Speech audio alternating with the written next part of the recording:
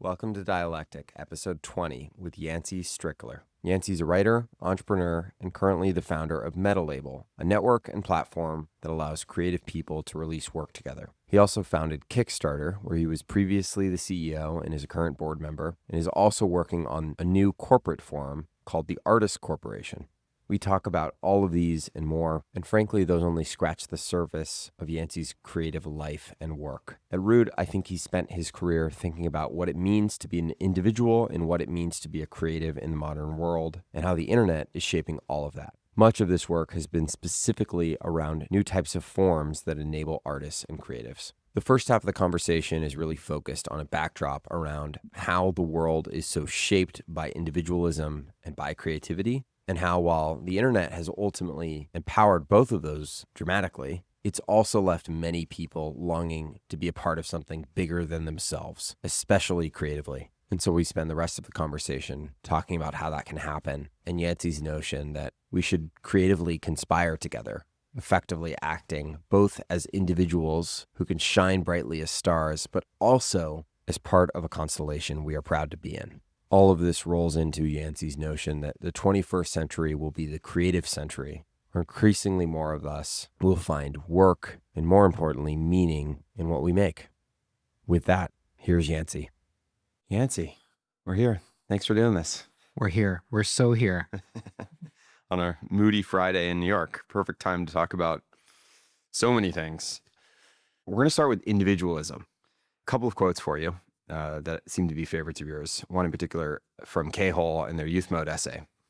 Once upon a time, people were born into communities and had to find their individuality. Today, people are born individuals and have to find their communities. And then the second is from your interview with Adam Curtis. He said, the contemporary idea of freedom is very much an individualist one.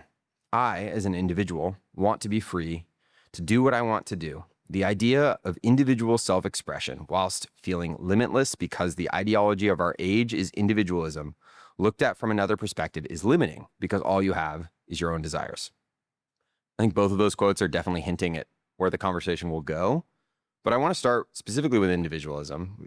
You've written and talked a lot about this idea, and specifically how when the world shifted from a much more collective place to a much more individualistic place. And so maybe the first place to start would be, why has individualism been good for the world? And what does it mean to be individual? Just started, just boom, right? Just right into it. Yeah. So thanks for the warm up, Jackson. Well, I find this, I tend to get interested in things, especially when I learn that something I assume has been true forever wasn't always the case. I don't know the first time that happened. Maybe it was that people thought the Beatles were one-hit wonders for a while, but like that always sticks with me. And I was reading the book, The Invention of the Individual or Inventing the Individual by Larry Seidentop, and then a book by Joseph Heinrich called The Weirdest People in the World, both of which tell the story of the modern concept of an individual was something that hasn't always been here. And that there was a point in time that historically, for a variety of reasons, they can pinpoint with some degree of accuracy, where people identified much more as part of a clan or part of a tribe or part of something larger, and their sense of identity was related to where they fit within that network or system or, clan, and that was the way of the world. That makes sense, I guess. I mean, I can imagine that, but this notion that there was a moment when people began to see themselves differently, right, was really interesting. And both books talk about this moment as being related to when the Catholic Church in Southern Europe around 1000 AD, sometime around, give or take 100 years, they banned cousin marriage. And up until that point, it was common in clans for the patriarch, matriarch to marry cousins to each other because it's like first cousins. Yeah. Just more labor, don't let them get out. Yeah. Just keep the dollars in the making family. more, Yeah. keep making more. And that was a real source of power. And so some of the papal officials, some of the churches wanted to break some of that power, and so they had this idea that the church would declare it wrong to have first cousins marry. And within a couple generations of that being decreed, there was this big change in society that you can see in the historical record. One is that cities began to grow like never before. Cities had never been that big. There weren't that many of them.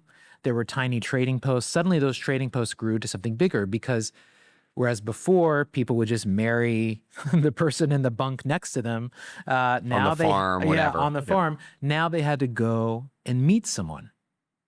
They had to go and meet someone. So these trading posts suddenly grew. So cities became a part of human life for the first time. And two other things emerged then too: guilds and universities. And so because these newly liberated people were showing up inside these villages, these towns, these bustling cities, and you needed a way to find work, to find a trade, to have some sort of context. Because before that, it's just, you don't need those things. You don't need those things. You do what your dad did. Yep. And so it was like within the span of, 60 years, you see these new structures that are still the infrastructure of the world today begin to emerge. And it was largely because people were individualized beyond the clan. And they were showing up, still not to the degree of individualism we think of today, but comparatively, they were showing up like on their own. And, serving, needing to serve their interests or serve a specific purpose. So these structures began. And a lot of things, individualism was something that continued to be written about during early Renaissance and has always been a part of, I think like the emergence of rationalism and the scientific revolution. A lot of those things have quite a individualistic point of view that still, I think, has this origin point. Maybe Romanticist era too. Yeah. And I personally find that interesting, and I identify with the K-hole quote so much because I do feel like someone that grew up in a culture that was very much focused on your self-actualization. Yeah. And I can sense in the difference in my parents and my grandparents a difference in what it meant to belong to something or to be from a place. Yeah. And I look at people younger than me and I see that continuing. And then I look at the internet and I see a whole new world with a different set of rules that to me resembles that 1,000-year ago moment where the internet, I think, basically stopped cousin marriage in that it allowed us to become individuals in a whole new way. Like to be an individual online, it's not just that you're not from your clan, it's that you don't know what you look like. Yes. You can choose everything about yourself. Yes. And you can also do it over and over again. And actually, the people who go deepest in this world, you cultivate alts, you cultivate many slices of yourself that are all true parts of you, none complete parts of you. But they're things that the internet accentuates, celebrates, rewards. And what I see online is similar to 1,000 years ago. I see the creation of a new society. And I think just like cities, guilds, universities created the structure that we still live within today, I think that the things that we're experiencing now online are creating the structures of society for the next X many centuries. You have a line, you say, to go online is to be reborn as an individual. This idea that you're kind of invited to redefine what you can be. A couple of excerpts from The Second Self, which you reference heavily, by Sherry Turkle, where she's talking about really computers. And then I think maybe it's a revision and she's going back and talking more about how the internet has changed things. There's this little, I think she's like a 6th grader, Deborah. She says, the experience of authorship in programming gave children like Deborah a sense of control that enabled them to construct micro worlds that were exquisitely tuned to their own developmental needs. And then Deborah says, when you program a computer, there is a little piece of your mind, and now it's a little piece of the computer's mind. And now you can see it, this reflectiveness. And then finally, it's another kid, I think, or maybe a grown-up. She says, he uses the computer to underscore this difference as a mirror for his own uniqueness. He tells me, when I saw what I did with the computer, I used to laugh. I could see what a nut I was. Externalization of self onto a canvas is a way of seeing who you are. So much of what you were just saying. I'd be curious for your reflection, both personally and maybe broadly, on this identity plasticity that you were just talking about, you've also written, and I think another piece about, at one point you grew a mustache while you were writing a book to maybe like the Sasha Fierce Beyonce, like take on a new identity. Paul McCartney going in disguise so we could explore Sun Ra. There's all of these great examples, particularly in professional creativity, around people donning disguises or creating identities. What are the primary ways that individuality changes when it can have so many different forms and they're so plastic with the internet? Yeah, I think we're still early in discovering all of those. I mean, those quotes are from 1982, and it's people using like an Altair, something that to us would be like, look like a calculator. Right. Literally. And that was the experience. But they saw it. No internet, no, just like the dumbest and that feedback loop created that. Yes. It's incredible. It's absolutely incredible. And highlights the core difference between television and computers as a medium, like the reflexivity of computers. Yeah, I mean, I think that I think of the internet as having spawned identityism and its entire philosophy and modes of being that are about finding the specific identities to which you belong. Every sub-identity you can ascribe to is a source of power and a source of like beef and all kinds of things online. We are arranging ourselves through identityism, and it's just a continued proliferation of identities. New ones could be made every day. Like you could have one about being mad about, the Wendy's Instagram account. Like that could be that could be your identity for a good 2 months. It's really quite possible. Yeah, maybe it's compressing the length of our identity periods are compressing. Yes. But I just think that there's a lot of intrinsic rewards for that is one thing. Certainly in an LLM world, we are, well, what's interesting is that whereas in the past we would dump our feelings onto Tumblr and, be vulnerable to each other, now we're doing that into LLMs and we're talking back to a version of ourselves, back to a model, meant to speak back to us.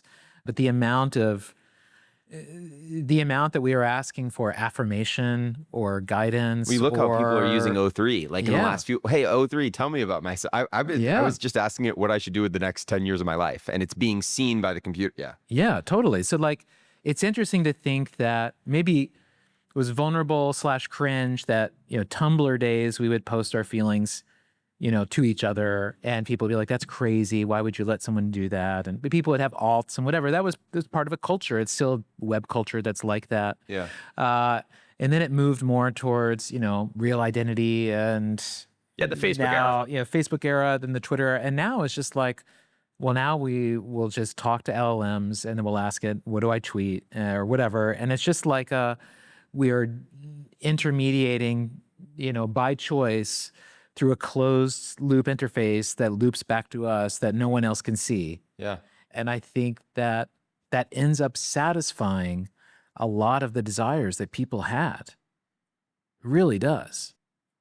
Imagine if chat like gave me likes for how good, like, my whatever I was showing up, like that would be evil to my behavior. Because like every part of my lower cortex would just, it's like already it's clawing, it's chewing through my skin to get to it. Yeah. So that's just a really wild side of things. And the way people are pushing and exploring the boundaries of individuality right now, I mean, I find it both ridiculous and beautiful and amazing. Like I was thinking, this is almost like we're in the golden age of hotness, where it's like there's so much of a mirror online.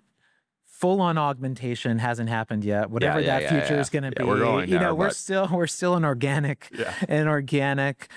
self-improving through largely natural / more and more protein, means of doing things. Looks maxing. Yeah, exactly. We're all looks maxing. Good for us. But yeah, I mean, it's hard not to just continually experience the internet as a very true reflection of a lot of what's inside of us. And, I've always thought like the metaverse word is wrong, and that I always think it's like a mesa-verse because it's about all of our inner selves meeting.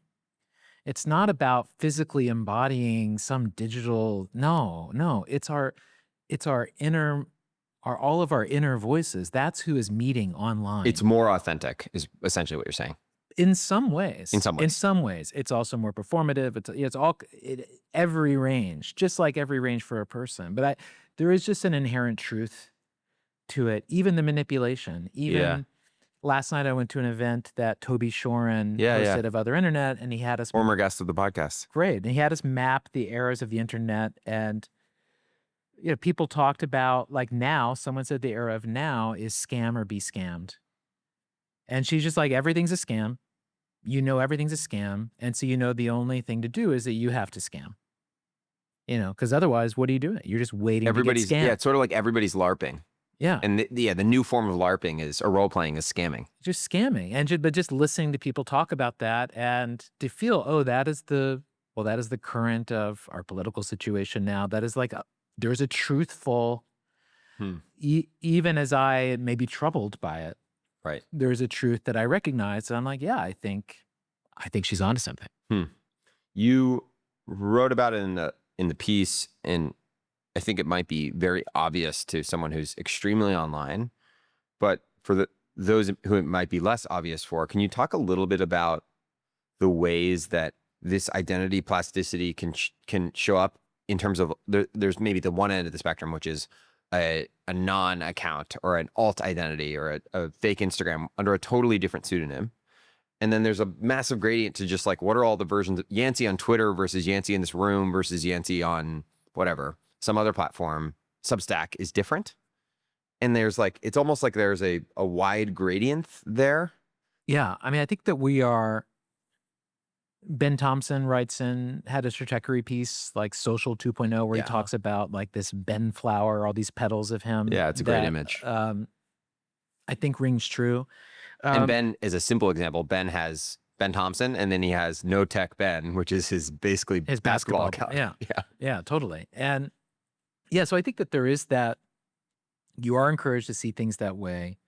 There was like the Dolly Parton meme years ago of like there's like the I don't know if I know that. Parts of you, 4 different fits for like who are you? So the idea is like we each have 4 different personas we step into.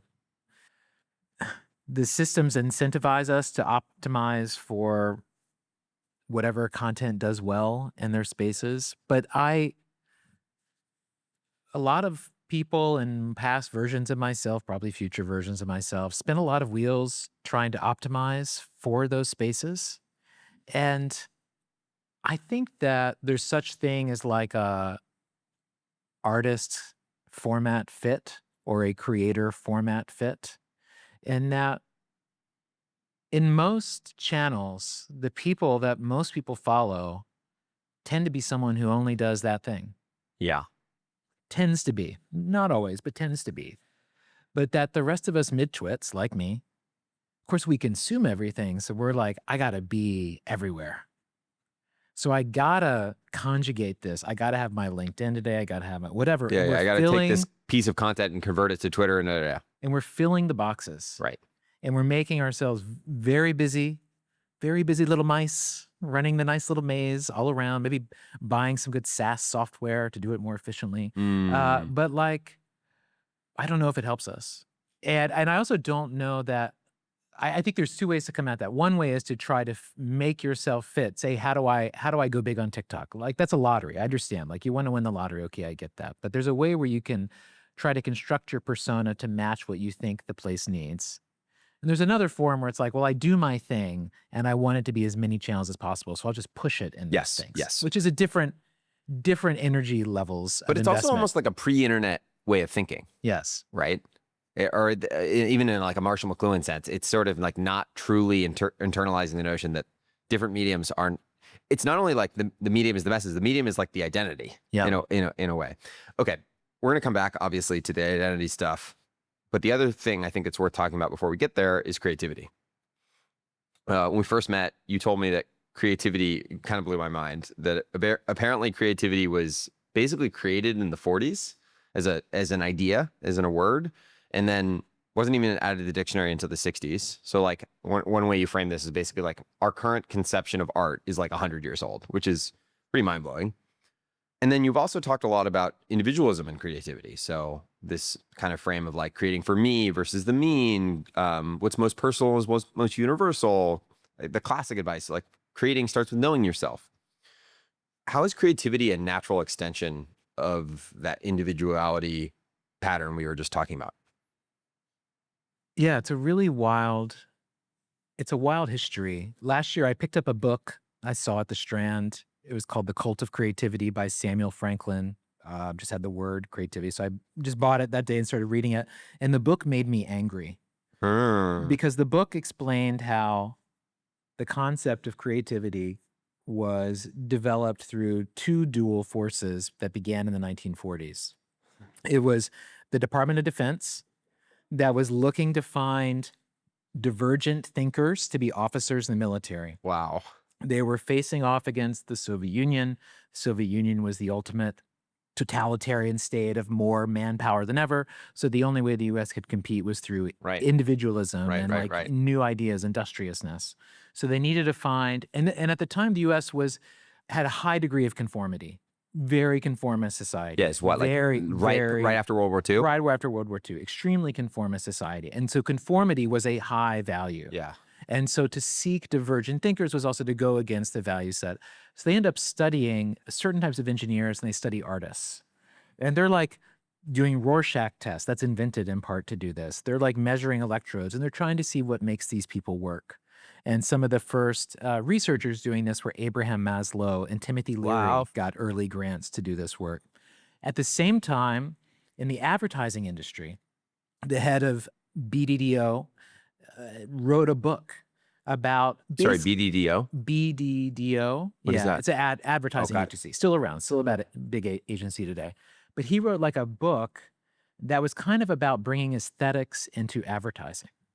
Because at the time, advertising was completely utilitarian. And he was looking at the Bauhaus stuff and some of the way that art was starting to enter pop consciousness for the first time. Fascinating. And so he proposed like more aesthetics in advertising. And he also introduced something called brainstorming, which is something they had started to use as a way of creating ideas. And his example of a successful product made with brainstorming was Pringles.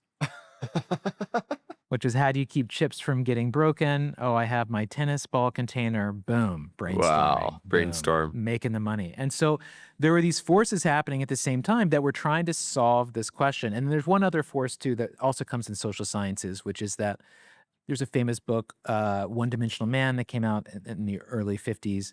But there was Americans under early capitalism post-war were not very happy. There was this mass conformity, more white collar jobs, then everyone's moving to the suburbs. It's just like mass society in a way that really hadn't been experienced before. And so there was also this concern that came up in the media a lot about like, basically, is this it? And all those forces came together. And in these social science circles and in these DoD funded projects, there began to percolate this idea of there's an essence. There's an essence that's presence. In this essence, it's the democratic form of genius. Because at the time, genius was thought of the lone genius, the madman, the like mad artist, it was like the edges of society. But there is an essence of that anyone can aspire to, and it's called creativity. You said this made you mad. Yeah. Why? Because I felt like, is my life a psyop? I felt like, am I the kitten batting, the toy? What I was going to say is it almost feels like they tapped into something like really true there. Oh, no, yeah. I mean, it is. But just first reading, you're like, this is where it came how from. Is this true? We posted a Metalabel Instagram. We posted a carousel that tells a little bit of the story last week. It's getting a lot of shares on Instagram, but a lot of people are really angry and accusing us of you're lying. That's how I felt. But yeah, so it started from this place of, what is this essence that could be mixed into life? But it always had this both commercial and industrial purpose. Yes. It was for the military. Almost pragmatic. Yeah, it was for the military. It was for advertising. Like Westinghouse was advertising their nuclear plants were like the state-of-art creativity. And it was just like a buzzword. And in 1966 is when it entered the dictionary for the first time. So like creativity would have been like the Webster's Word of the Year in like 1964 or something like that. But it's to the degree of I'm reading an amazing book about the Beatles. It's like 2,000 words, and it's just their childhood up until before the first record came out. And when the first press release went out about the Beatles in 1961, it had to describe what a band was. It said, these are two singers and two musicians who all together play in the same group and they make their own songs. This is called a band. Prior to this, it would have just been like Buddy Holly and the background people Yeah, or something. yeah. The Buddy Holly was the closest thing. It was always a name and the Crickets. It was Buddy Yeah, Holly and the yeah, Crickets. yeah. Or it was like a solo torch singer. But in 1961, a press release had to explain what a band was. These things that we take that we lament are going away, or fascinating. Yeah. And so it's a very new force in society. And I think that like there is something to the notion of creativity that's about improving things through ingenuity, through aesthetics, Yeah. through, all kinds of things that to me make sense as maybe you did reach a certain stage of Maslow's hierarchy. He hadn't come up with that yet, but maybe that is, where creativity enters the picture. And maybe it is the case that up until that stage in human history, that the broad stability would allow that to be a real goal of society. But, if you look at someone like South Korea, who's had such a dominant cultural footprint, the last 20 years, I'm reading books about it now, but you're going to find that this was an explicit investment by the government to say, we need to, let's raise children to have artistic practices, just certain things that have been shown. If you look at the example of America, I mean, I think there's an argument that like creativity as we think of it is an American ideal. That's where my mind was going. Yeah, not solely in the same way that like whatever some food started in a certain place. It's not owned by America, but I think it is an American concept. Almost American myth. Yeah. Prior to this, do you think artists were just sort of thought of as like like craftspeople? Like, well, the history of art is, I don't know it well enough to really explain, but like, if you think of art as being a representative drawing, then you have like cave paintings and things, but those are seen as telling stories or it's about a, myth or something. You start to get into like representative portraits and it's things like almost that, utility oriented. Yeah, those are even music, purely patronage, edification. When you start to get into the arts as individual expression or the beginnings of a commercial expression, you're really looking at after the French Revolution, like early 19th century French salons began to have like competition to show your work for the first time. There's a great book I've been reading that's like all about the art market of early America in the late 18th century. So there's like, it was just starting then, but really art as a part of mainstream conversation, you're looking 1930s, 1950s and beyond. Salvador Dali, Jackson Pollock. Right. What's interesting too is that at least even just in the words, creativity connotes it doesn't require there be some explicit medium or craft or skill, which is interesting. It kind of ties back to what you were saying earlier, which is almost this like way of thinking or way of approaching. Fascinating. Okay. You've also called creativity sacred. What are you saying when you say that? And what are the inputs for you, at least personally, for what's driving your curiosity and your creativity? Well, I bet when I said creativity is sacred, I hadn't read that book yet. Because I really do see creativity as like explicitly a commercial thing in a way. Like I kind of accept that about it. It explains to me what the difference is between an artist and a creator is. Like an artist is a self-employed self-expresser. A creator is a self-employed commercial expresser. Wow. A creative, someone who works in advertising, is a brand-employed branded expresser. But I mean, I do think that artistic practices, I'll come out another way. It really strikes me that when you make something, there's moments where you're overtaken by a feeling and you don't know what happens and something happens. And many artists will talk about this. I also find it interesting how we will experience certain works and we will have a strong emotional, physical experience. And I believe it's the case that the same feeling the artist has when they're making that work that overcomes them is the same feeling the audience has when they encounter that work. And that millions of people, thousands of people have the same It's feeling. almost pointing at something. Yes. And that we all, our heart, our chest rises in a certain way. And aliveness. Because what we are experiencing, I believe, is a real rational thing. And the way I've come to think of art, not all art, maybe, but the way I've come to think of like that sort of expression is that it is God. And that it is the way I would put it is it's like a stalactite or stalagmite of God, just like this jutting out, this wave that crashes and stops midair so we can just look at it. And sometimes it comes out of our fingers or our mouths. Sometimes it's just in front of us. And it is just an absolute gift. And it's wondrous. And we get to see it. And art, it's not just art that's this. Religion can be this. Nature can be this. Love, all kinds of things can be this. Yeah, people use the word art generously to encompass all that. Yeah, right? yeah. Right. But to me, it's about at its highest, at its most truthful, it is accessing and reflecting God, which is all of us. Yes. Like the deepest parts of us. So I think every time you sit down, that is like, that's there. That's accessible. It is open. God is open to you in that moment. And you can't force your way there. Often what I find is I've had this visual recently I think is really true, that sometimes I'm being drawn by something and I come to this like cliff edge of this unknown. And you don't know you have two choices, but you have two choices. One choice is just to follow the cliff edge and, just stay on the ground. And that's normally what I and most people do. But I believe every time you come to that, there's a second choice to just step out into the unknown.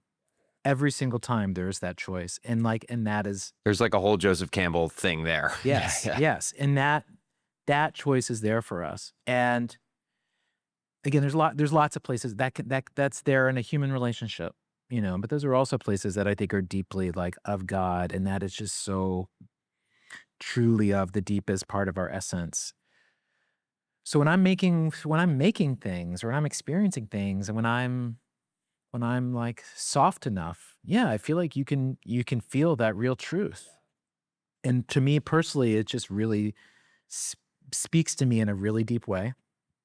For other people, it's, the beauty of math, it's like lots of different things, but both making things and really appreciating and understanding the things other people make are for me the ways I think I most consistently get close to that deeper truth.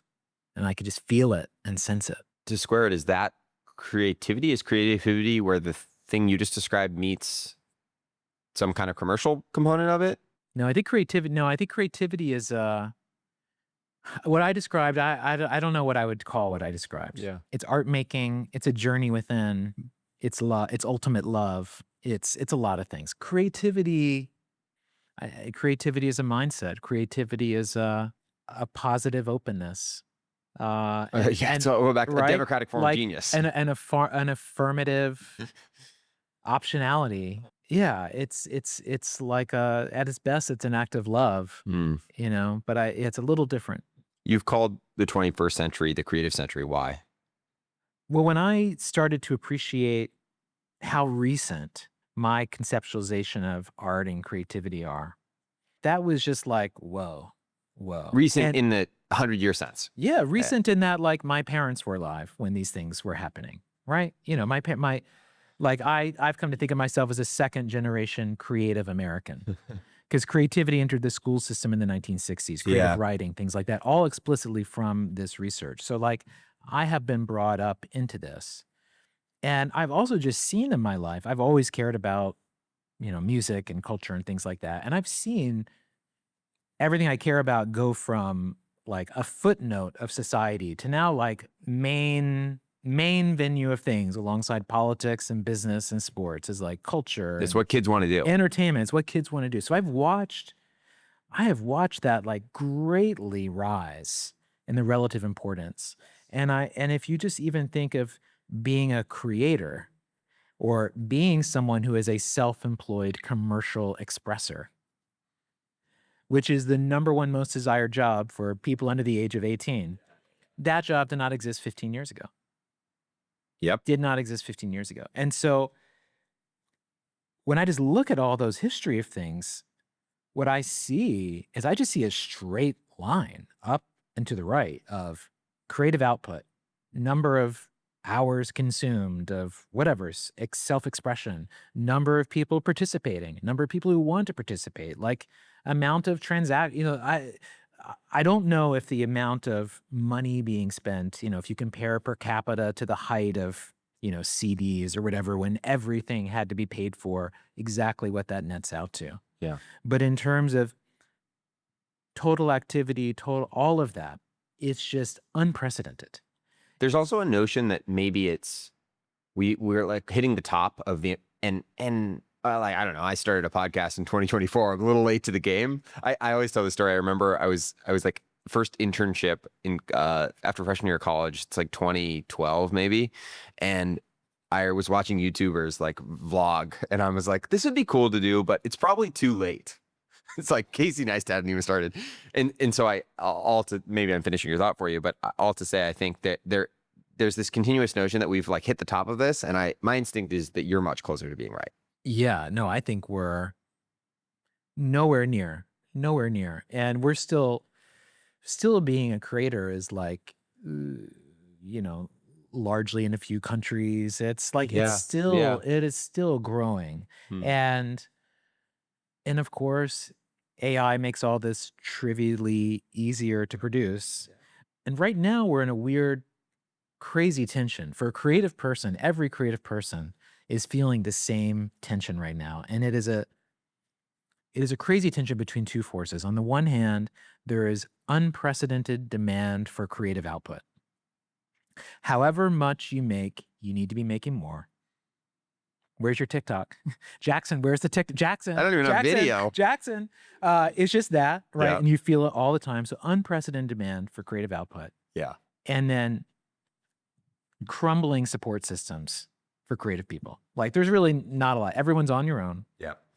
And everyone's meant to do more. Yeah. And even for people at the top of their game, some of the cuts that happened with Doge and all that, one is involved the National Endowment of the Arts rescinded grants, all the grants they had given in 2025. So about a month ago, there were 1,000 artists in America, A-level artists as well as like starting, who got letters from the government saying, like, that money you're counting on, we're taking it back. And yet you look around culture and it's like, yeah, it's like our game, all the attention's in our space. And it's wild because the previous systems of support were built on a gatekeeper model, and they were built on being the place where everyone advertised, and yeah, things worked quite well.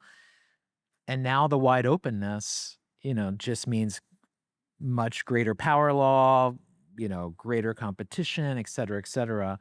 And so I think the bear case would be, well, everyone's going to go broke and everyone's going to quit because only so many subsects can work. And the power laws are too strong. And the power laws, but I don't think that's going to stop people from trying. Yes. And what else are they supposed to do? And I think that we're going to find that the audience for consumption will keep growing. It's all going to keep growing. Now, a quick break from the episode to talk about something for dialectic listeners from Hampton. Hampton is a membership for founders and entrepreneurs that provides both in-person and online community for support, advice, and accountability in the founder journey. One critical part of being an entrepreneur is managing your own financial life. I think, unfortunately, for most of us, talking about finances, even with close friends, is a little bit taboo, let alone getting a more holistic view from a wider set of peers or people. So fortunately, Hampton surveyed over 100 of their members with net worths from $1 million to over $100 million and asked them a wide range of questions about their money, how they spend it, how they're doing with regard to their financial goals, what their quote unquote number is, how close they are to it, the timeline to get there, tactical stuff like risk tolerance, a breakdown across their investment portfolios, how much they're in cash relative to the year before, how much they pay themselves, how much they're burning monthly at each of those wealth ranges, even stuff like estate planning and philanthropy. It's a fascinating data set that Hampton's added editorial and commentary over the top on too.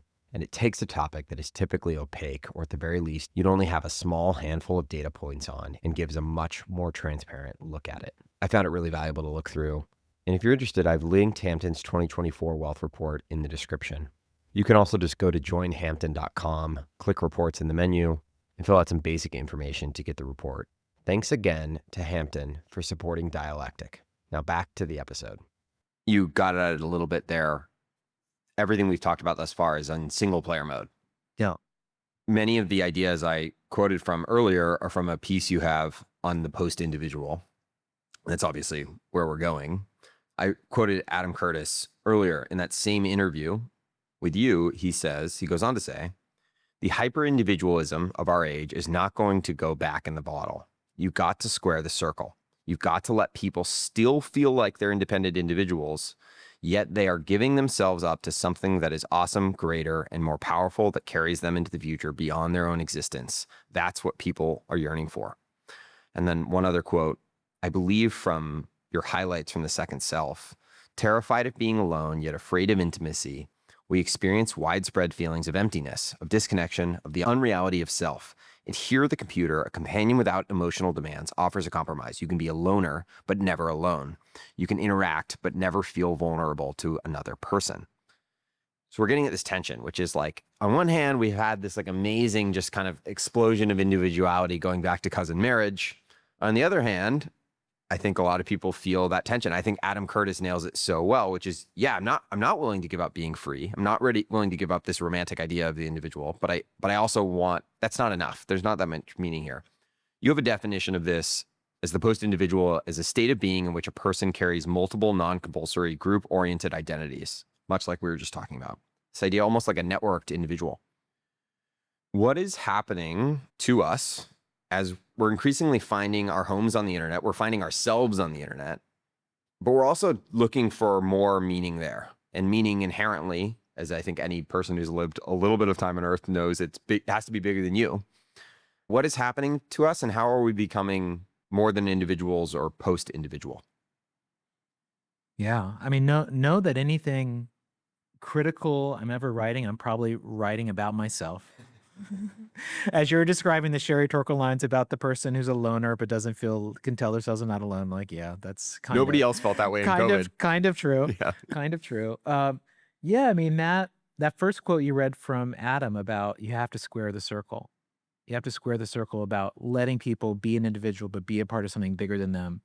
I mean, that sentence has echoed in my mind ever since. And he and I have known each other, been friends and worked on things together for a long time now. And that conversation was similar to most talks we had. And he is just so often pointing out the degree of power that is accessible to people if they allow themselves to see themselves as part of something greater. But how hard that was to do, how hard that was for people to do, because you're giving up something. And so he's talking about, is there a way, in much the way that people give themselves up to God, Yes, that by giving up, you become stronger. And in that same conversation, he compares you going out alone at night with a flashlight on your own to look for something scary versus you going out with a group of people. And he's like, think about how much powerful Right. you are in one versus Right. the other, and yet this is how we behave. I just really felt in my bones how true that was. And just that image of squaring the circle really stayed with me as like, yeah, both are true. How can both be true? It's paradoxical. Yeah, absolutely. And so that ended up leading to a project I spent a few years on of bentoism, which was like a Right. framework for self-interest that tries to map these different spaces and dimensions and is trying to hold that tension and truth, right? Like it's all true. You know, no one's wrong. We're all right. It's all true kind of thing. Yeah, And it's how do you very make positive sense? sum, Yeah. both Yeah. present and I'll link to it, but Yeah. both the present and the future, and in a selfish way and in a collective way. But I think that what I have, a lot of my work in recent years has been around group things, and Metalabel has a lot of story around doing things together, but I don't advocate necessarily for like collaboration as a way forward. Like collaboration is the scary part that Adam talks about of like giving up too much of yourself. Because collaboration means maybe I don't know. Yeah, who are they? Who am I? Like there's a little bit of a, today especially, I think we have to respect our boundaries a bit. Huh. But instead something like co-releasing or cooperating or conspiring, to me are all, Inspiring is a great word. yeah, are all excellent things where it's like, well, yeah, I don't want to be just me. I'd love if I knew that when I did something, like you always had my back. And if you always have my back, I will always have your back. And hey, if we got 30 of us to all say that to each other, shit, we'd be pretty powerful actually. Yes. And it's that mindset, which right now, bot networks know, people launching a shit coin know, but there is, and this is what dark forests unlock, but there is a way of engaging the internet today that I think is far more advantageous and more fun, which is to have your conspiracy running in some other channel where you're just making things and talking about things together. And then you're launching them on main when you want, or you're showing up in those other spaces as you wish. But actually your primary relationships aren't I'm putting a finger to the wind and seeing if anybody loves me today. You're a part of a network. Instead, you're just like, I'm checking in with my chat. We're like talking about maybe a project we're doing together or something. Like since Metalabel, especially in the last 2 years, and since doing the Dark Forest book, where I brought together 10 writers to make a book together, almost all of my projects are collaborative now. My writing is still solo, but I'm in so many collaborative projects, which really just involve, collaborative is not the right word, I'll go more the conspiring projects, which just involves like a phone call a month, an open chat channel where we're passing things back and forth, a sense of a larger project we're a part of. I'm probably a part of maybe a dozen things like that. And it's really fun. It's just rewarding. It's a fun project. It's interesting. And I am still being myself. I am still writing as myself. I'm still acting as myself. But yet there is these other horizontal connections that have unlocked from me that are this sort of post-individual where I am both me and something larger than me. And so now, like there were people that when I began Metalabel that I looked up to that are now like my core network. And if I look around, I can picture, I know people show like the Twitter graph of who tweets like you, but I can picture actual humans who like I am making stuff with right now that are some of the most impressive people I know. Yeah, like they're in the ring with you. And we're like figuring something out together. And it's, I'm going to look back on this period of my life with like, I think real gratitude and like, wait, I got to post up with all those, really like that, like it's going to feel uncanny, but it's all just been this going with the network spirituality, taking me, and connecting me, and it just keeps flowing. So there's something there. And Josh Citarella and I talk a lot about this. Like, I think our experiences are early, but I don't think they are unique. I think this is something that we will all be able to discover. Yeah. Yes, it's building. You have this amazing metaphor that describes, I think, so much of what you just said, which is the antidote to sort of longing for a peer or for this loneliness is not being a star, but being part of a constellation. Although maybe in some sense it's being both. Yes, you're still a star. There's so many different ideas to pull apart here. Some of what you were just talking about, the root being ultimately, to tie it back to what we were saying earlier, collective creativity in some sense. Well, it's not, I want to. Yeah, please. I was this Toby event last night. Toby brought up the word collective and someone else is like, no, I mean that in a good way. And Toby's like, I mean it in a good way, but it's funny how that word triggers people. But it is that creativity as a way of, and art as a way of finding your voice and finding the way that you reflect the source and God and how are you most true to yourself is like a beautiful, important practice that we all should go through. Yeah. That is in some sense individual. It is. It absolutely is. It's about a sense of individual discovery. But like someone like Jung talks about individuation, which is about, say, learning to identify who you are by how you relate to a group. Like, oh, within the group, I'm the one who always does this. I'm the one who knows this sort of thing. That's another way to find your individual identity. Right. But I think like a puzzle piece almost. Yeah, but it's just allowing, I think technology I think technology narrowed our window to say the individual, re-individual, post-individual path is the one. So technology narrowed us to say it's not about your peer group of friends, it's about how many followers you get. But now technology is going to change, and it's going to make, we've already seen that like it's a false crown. The follower crown is a false, faulty, be careful what you wish for type of crown. But now we have squad wealth. Now we have group chat. Now we have a different form of power, a different sort of network, and something that still exists beyond public prizes. It's still about relationships. Yeah. No one can see whether my group chats are like with baller people or not. They may or may not be, right? And to the extent you're chasing legitimacy, you're doing so as part of this. Yeah, but if I look at like what led me to have the ideas behind a lot of this, Metalabel, a lot of these things, was seeing how early punk bands and hardcore bands, no one would want to put out their record. So they would make their own label, which was just a logo and a P.O. box. It was a form of self-legitimization solely through creating some fake third-party entity. But by virtue of doing that, it both legitimized them and brought all these other people who said, can you put me out too? Yes. I want to be like you. Yes. And so there's this form of like collective, sorry to use that word, but collective legitimization, this way it's like that a mimetic self-authoring legitimization. Or like the way an A-frame holds itself up. There's just like a belief and a commitment to each other that is enough to be like, holy shit. So if I look at the Dark Forest universe, like we're going to put out 2 books this year that are going to be iconic. One, Nadia's Anti-Mimetic. Yeah, Nadia's coming on the podcast. We have another one shortly. coming out later this year that will be iconic. Cool. Iconic. And like, but there's going to be a scene that did not exist before. Cool. And it solely happened because like 15 people made a little whirlpool, of just like running around. And now it's bringing things in and it's growing. And again, anyone can do that.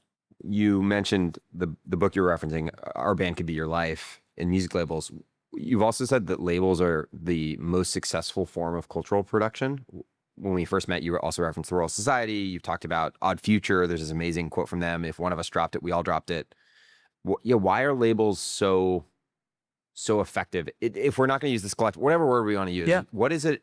What are the kind of like elements that make a successful label? I would also add that, at least my vantage point would say, labels almost never last longer than maybe a decade at best. And that's maybe in the like, what goes into a label's continuing success? It kind of goes back to the inherent tension in the post-individual idea, which is like the best labels have a high degree of individuality and this collective group thing. And maybe eventually that runs out. Like Odd Futures, Tyler's doing his own thing now. And so, I'm curious. Yeah, there's a kind of a delicacy to it. Yeah. I mean, my career began as a music journalist. Like music is my first love. I started a record label before, but I had never really thought that deeply about them. I mean, a lot of my music discovery is through record labels. Like back in the day, I would buy a CD from a band. You see their label, you try to find a catalog or anywhere to just see what else do they release. You're just looking at names, and you mail order something else from the label, and suddenly you're like, oh, I'm really into Louisville math rock, all because you bought a Slint record or something. So there were just amazing portals into whole universes, and so lovingly curated and so specific. But I was always been aware of them, but it was reading about the Royal Society, which started in 1660, Sir Christopher Wren, and there's a group of natural law professors, which was the term for science back then. And natural law were things only God would know. Wow. And so this group of a dozen professors started meeting at a pub in London. The pub is still standing today, starting in 1660 on Thursday nights. And they were all fed up because facts were proven by the church or the king. So they started a group, and their motto was take nobody's word for it in Latin. And they began publishing one of the very first zines. It's called Philosophical Transactions, still in print today, 400 years later. And creativity is 100 years old, and zines they were ripping in the 1600s. Zines fucking own this shit. But in Philosophical Transactions, they published the first experiments because the idea was proving facts through evidence. So let's try to prove facts through evidence. This was a new idea. And through those pages, iteratively, peer review was invented. The scientific method was invented iteratively. And this is where the Babbage machine was funded, where the Benjamin Franklin's kite experiment discovering electricity was published. And it was like an iterative process of not a product of science, not a top-down designing of something, but simply a point of view, prove facts through evidence, a group of people who are all agreeing to publish under that shared point of view, under this shared banner. And and they publish publicly, and there's some rules about how it operates. And I saw that both a punk label and the Royal Society and A24 and Mischief and they're all ultimately some brand, some thing that exists to promote some cultural point of view. It puts out work by anyone who reflects that point of view, and there's some rules to make it operate. And suddenly I could just see that hundreds of years of cultural production have generally flowed through structures Shapes like this. Yeah. Where in many cases, often it's an artist themselves proves to be very successful and also proves to have a business mind and just sees how to make something bigger. Or their success, they want to create a larger halo, and so they just start to support other people in something. Yeah, happens. Or they bring Tyler brings Odd Future with him as he rises. Yeah, Francis Ford Coppola turned the success of Godfather into American Zoetrope, which he used to put out all the French New Wave movies in America. And Zoetrope is still an important project today.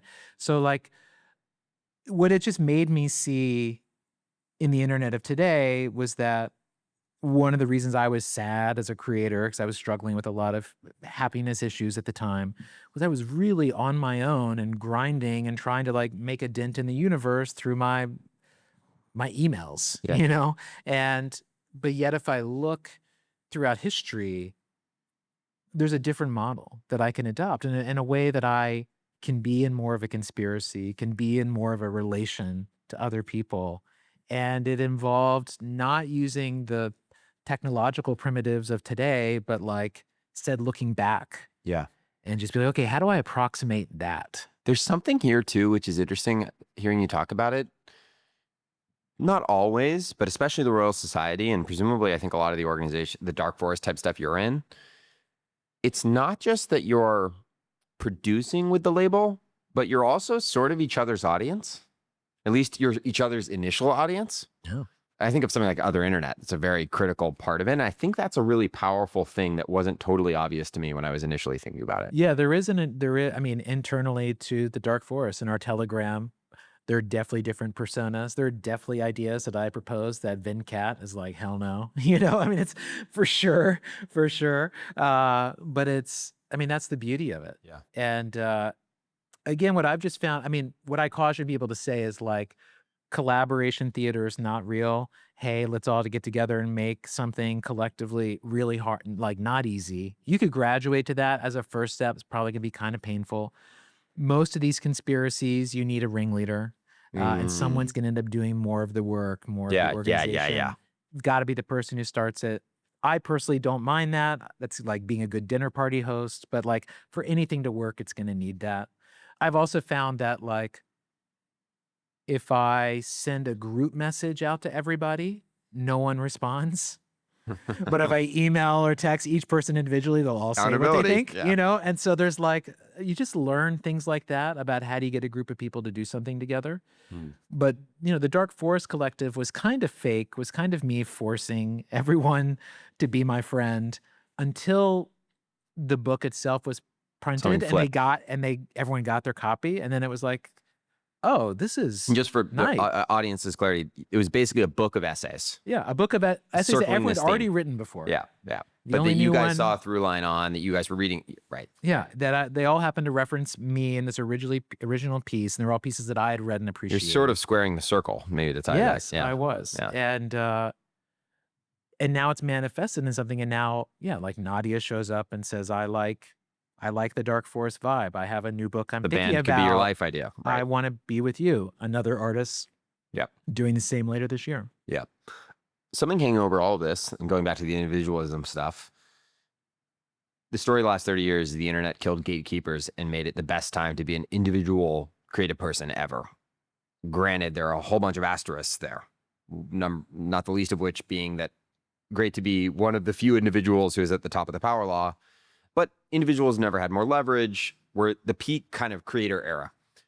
And there are all these downsides. And I'm sensing some tension. I'm curious, it goes back to when we were talking about collectivism, but like, at least I would see some of the downsides of the creator stuff as one, audience capture, just audience capture with a failure point of one person's decision-making or ego. Individuals with the most leverage have all the leverage, or excuse me, most distribution have all the leverage. So the story of every creator business is like Mr. Beast rules, and then you hope he likes you or whatever. Less collaboration, which maybe to go back to your idea is fine. And also to go back to the labels, it's harder for new creatives to emerge on the back of curatorial brands.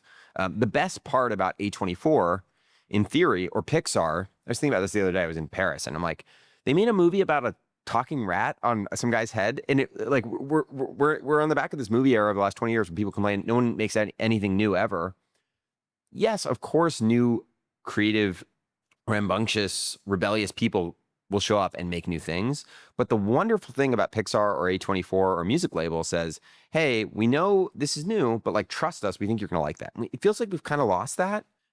I guess what I'm wondering is, why shouldn't this just hyper individual creator internet thing, one-to-many broadcast era, just continue? Like, why? Another side of that would be, why haven't we seen more labels actually work or show up? For sure that is going to continue. And for sure that will be a huge strand in energy of what happens. Of course, like, Mr. Beast is not just Mr. Beast. Mr. Beast is a team of people. And certainly once you get to a certain level, that is the case. But I think that... But there's a dictator and there's an army. Yeah. It's a specific type of relationship. Yeah. So I think that will continue. But I think that there are other countervailing energies that are going to also be a factor. Number one is there's just so much stuff. And so the noise and sifting and finding an audience, cultivating an audience, as an audience member, finding things you like consistently, all really challenging. Yeah. And this is why being a part of a network or having, being on the whatever the 2025 version of a blog roll is with like other quality people is so important, because it just... What is the 2025 version of that? I think it's like you will always like or I will always post your story. It's just those mutual republishing. I'll read your thing. It's not super scaled. No, it's not. By not. the way, I think hanging over some of this, maybe for some people, certainly for me, is like, I don't want to be in a Discord. Yeah. I'm sorry. Like, I'm just not looking to be in a Discord or any more Discords. And so I think, like, I hear some of this and it sounds cool, even your Dark Forest stuff, but I'm also like, no, you gotta keep it all. To me, it's all WhatsApp, Telegram, like iMessage. It's just simple. The squad, very much the squad. Just simple. Yeah. It's not 50. It's not trying to like keep people happy. It is like a work zone, but a zone around a specific project or strand of things. So I just think, like, one of the ways we are discovering to have more outsized success as an individual in this market today is to have a back channel conspiracy with other people where you are co-promoting each other. And it's like one of the best things that works. It's why brands do collabs. It's like, it is one of the last things that consistently works. So I think that is a force. And then number two is just the tools are going to be different. And already, if you look at, like, compare Substack to Patreon, two services that provide basically the same functionality, very, very little difference in reality.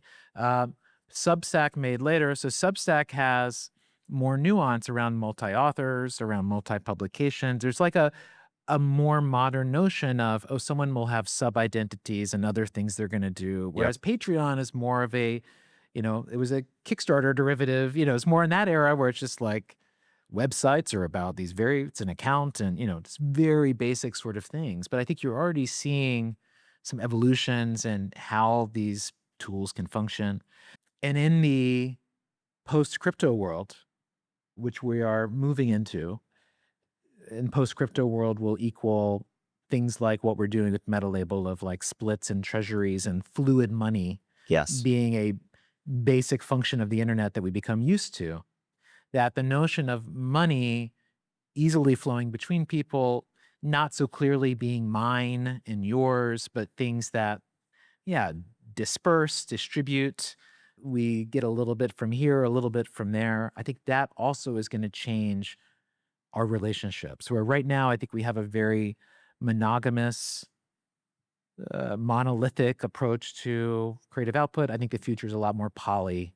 And yeah, you have your main and you have your alts, and there's, the income is coming from these different places. And probably your main is like where you're doing your core brand work, and probably all the group label things you're doing is the fun stuff. And that's your balance. And that gives you enough of, I get to square the circle. I get to be myself and an individual, but I also get to be a part of something bigger than me. And that they are feels not pretty in different, by the conflict. way, than being a part of a company, which is Yes. maybe, yeah. One other thing I think hearing you talk about this is it almost feels like the role of the label, unlike maybe in 1990 or certainly earlier, prior, and maybe still today in A24's case, but in most cases not, prior labels were inherently tied to scarce distribution, in the case of music labels and film, movie studios, whatever. Now they are not. Distribution is owned by individuals. And so when I think about Josh Citarella has a massive audience that he's bringing people to the Dark Forest thing, as are you, as are Venkat. And the role of the label seems to be less on the distribution end and more on the how do we work together, how do we organize, maybe who is our first set of audience? Is that right? Yeah, that's interesting. Yeah, I could see that.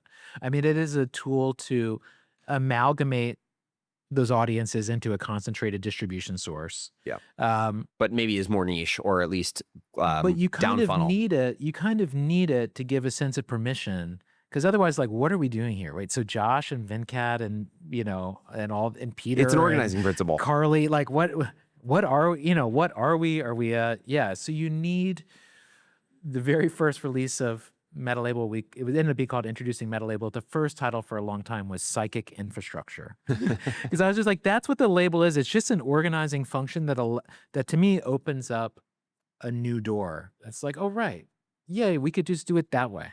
Mm. And again, not all of your work has to go in that channel, but it's like, Yes, clearly another path that I think speaks to some of what's lacking. you started to get it. The last kind of big category I want to talk about, which is new forms.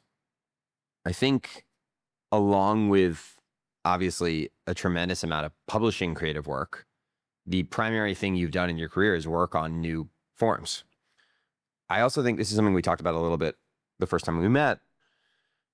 I think my belief, and it seems that maybe you would agree, is that the way that new behavior happens at a foundational and scaled level is this combination of, or at least large-scale behavioral change, is this combination of both cultural norms and new technology or mechanistic forms.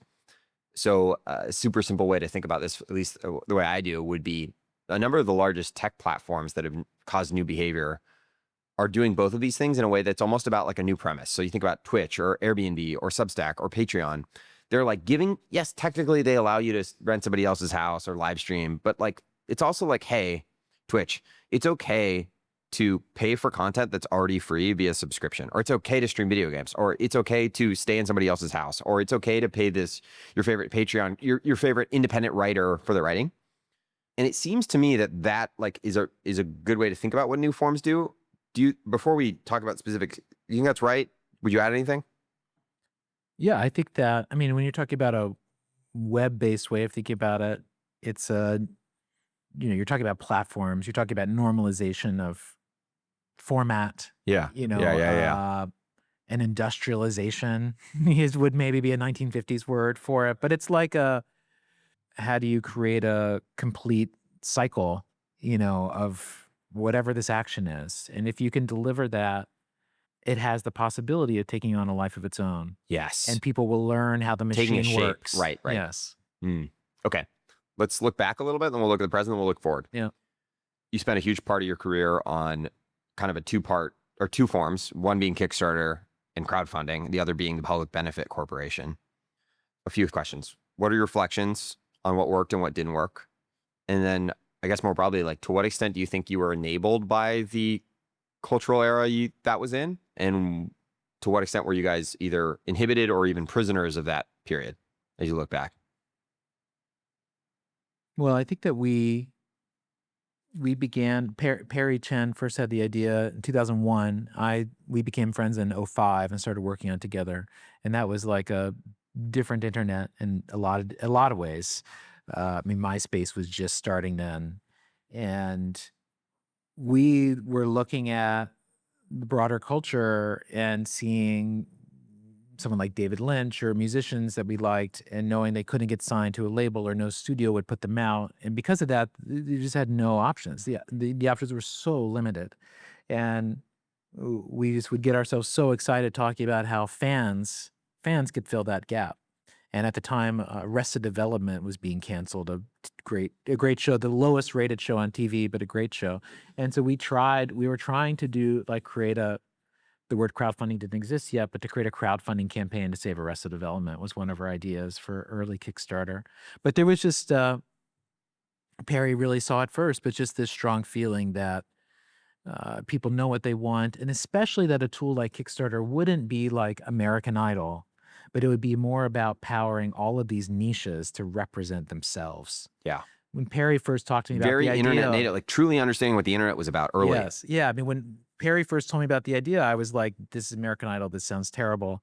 And then he was like, "No, no, no. Like, think of the kid in Nebraska who makes a sculpture that someone in New York would get, Yeah. but like maybe not their neighbor. Yes. It's you're like helping that person." Yes. Kickstarter, it was years before it launched because it was a different internet and we were non-technical founders. But it didn't have a hockey stick moment, but it also like never not worked. And there was like it was quite painful to try to explain crowdfunding to people for many years before you could show them, you show a mock-up, but like it was hard. It was a very boring conversation. But people got the mechanics quickly, and it helped that like the first 3 years, every Kickstarter video was someone explaining how Kickstarter worked. Until by year 3, no one had to. Pretty anymore. amazing. And Yeah. so you just saw Talk about a new form, right? and watching how a platform and people are iteratively learning from each other. Like the idea of a stretch goal came from Alison Weiss, project in her 3rd week. And she invented it on the fly, and everyone learned from her. And you just see how knowledge is produced and how norms are made, and then eventually how those things professionalize. Yes. And by the way, every single bottom-up internet thing like this, Twitter, like they didn't invent the hash. You see this pattern everywhere. Yes. Yeah. And there is that phase, and we reach it in the App Store, for example, where you have the amateur period where you can make Flappy Bird, or it's just like you can just do things. But then there becomes a point where it becomes fully professionalized, and then there's a clear after. There's a clear after for a market like that. And so I saw that come for us too, just like the increasing professionalization of it. And yeah, I mean, I think I reflect. I mean, it's still active. I mean, my reflections are still active, and I just recently rejoined the Kickstarter board after 8 years. Wow. So it's really starting to think about it in a real way again is very interesting. But yeah, we always faced real choices between. We had very, punk rock, New York City hip hop, Detroit techno, Chicago techno roots. All 3 of us who started, Charles Adler, Perry, and I, and like we're always adamant about never sell out, never go public, be the Green Bay Packers of the internet, the people's champ forever, and do it the right way, and don't be like those assholes, and always very motivated by that. And that's part of what led us to be one of the first companies to be a public benefit corporation, which Albert Wenger at Union Square Ventures was a part of and was telling us about, and was like, hey, with y'all's politics and the way you want to run the business and all that, like you should look at this. This is like made for someone like you that's trying to carve a different path. And so we became really excited about not just having like cafeteria posters, about your what drove you, but actually to inscribe it in like a piece of paper in a filing cabinet in Delaware. It felt way more meaningful. Yeah. But I think that there was we were always aware that we were unusual entrepreneurs. There weren't other creative entrepreneurs that we saw. I mean, there were friends who ran like restaurants, buddies Unusual in Silicon Valley. in technology, we never met other founders like us, never. But we wanted to set an example. We wanted to pave like a path for someone who wouldn't think of this as being something that they could do. Yes. And we ourselves were conflicted about doing it. We didn't want to be business people. Like we were creative people who were just really inspired by this idea. We're just excited as a project. And so we were always having this thought of like, build a bridge to somewhere so that someone else, sees themselves and can like be that. And that's a hard, I wouldn't give us a A+ grade on that. I mean, it's a challenging thing, but that has always been the spirit that we brought to the project. And yeah, I continue to believe in it. And probably one of my favorite things doing there was making the Creative Independent, actually, which we did right after becoming a PBC because it mandated this arts advocacy thing. And I'm like, all right, we're going to spend this much money a year to create a independent organization that doesn't promote Kickstarter, that's solely about helping people see the emotional realities of the creative life.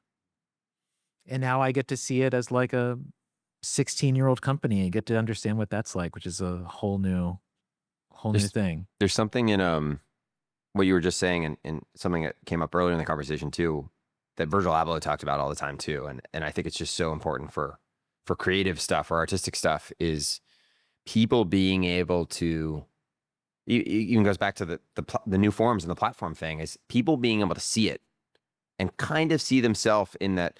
I always talk to people about this with the ultimate genius of TikTok was like, hey, you don't have to make a top to bottom totally new YouTube video. Just like do your 30%. Just do your version of this thing. And I think that applies to certainly in the new forms, but I think it applies broadly to all creativity. Any on the final question on the Kickstarter thing, maybe especially having rejoined the board, is there anything that you are excited about or imagine, maybe especially for people who kind of might have an idea, used Kickstarter in the past, might have an idea of it as like the cynical view is like a pre-order platform, basically, like the ways that platform could evolve or be used in new ways?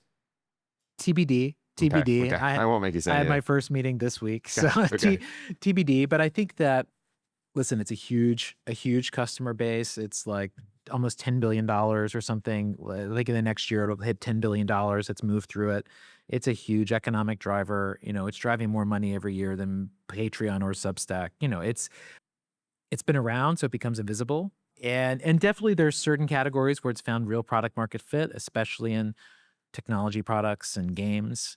And then in others where, I think the giant scoreboard of money is like, the vibe is not as great of a fit. But I think it continues to deliver audience and funding to people in a way that's still very reliable and possibility in some sense, right? Yeah, absolutely. I mean, like the attitude was always like the internet needs a place where anyone can get a chance, and like, how do you make that? And honestly, as I think about the future of Kickstarter, I'm asking myself, what does it want to be?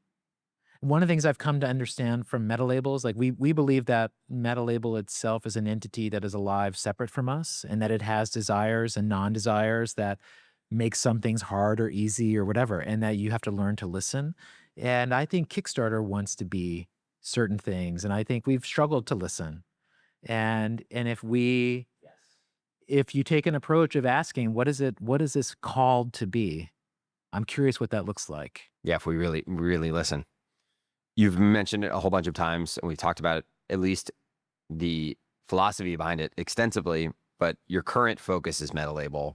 You've said a core product mentality behind Metalabel is legitimacy maxing, which is awesome and maybe worth talking more about. At a super simple level, Metalabel, at least as I understand it, is a platform built on the premise that maybe I'm using that word again. What do we decide on? Conspiratorial creation by way of distribution and economic tooling in particular. Probably a whole bunch of other things, including legitimacy piece. Yeah, what is the goal of Metalabel, and how are you enabling new legitimacy? Yeah, Metalabel, we'll try some new language I've never said out loud before right now. Metalabel is a creative network. It's a system that you can use to publish and sell your work, catalog your work. It's meant to operate for both you working on your own as well as you collaborating with as many people as you want. You can have as many sub-identities as you want. All of your work is cataloged and preserved like it's actually creative work and not Right. like some random data in a database somewhere. And Or a social media post. yeah, or a social media post. So it's like more meaningful than Instagram, easier than Shopify, and you're in a network. And so it's a It place seems to to be sell. a little more built around content. Is that wrong? I mean, I think that It's certainly better for it's a content than Shopify, at cataloging. least. It's It is. yeah. I mean, it's a release page is like a catalog page Yeah. where it's like Yeah, for yeah. you to both document the work but also make it available. So we sold $500,000 worth of zines and art through Metalabel in the past year. So people are 20,000, 25,000 transactions. But yeah, it's really a place that it's meant to honor the creative person as not just a poster. It's saying that creative work has context in which it is understood. It's saying that creative work often has many authors that are hard things to represent in specific places. And it came from me feeling both frustrated with how my work felt when I'm relying on Instagram and Twitter to be its home. So ephemeral. And then having a Squarespace or a Wix or a Shopify where my work is just random data in a trapped server that the second I stop paying them X amount per month, I lose. So I was just always thinking how do I, what is that other mode? And so, it's a product where someone can make a page, begin publishing, selling work, invite other people to collaborate, makes all the money sharing, split payments, getting a royalty on anything, makes all that stupid easy without crypto, all using Stripe and bank accounts and things that we made.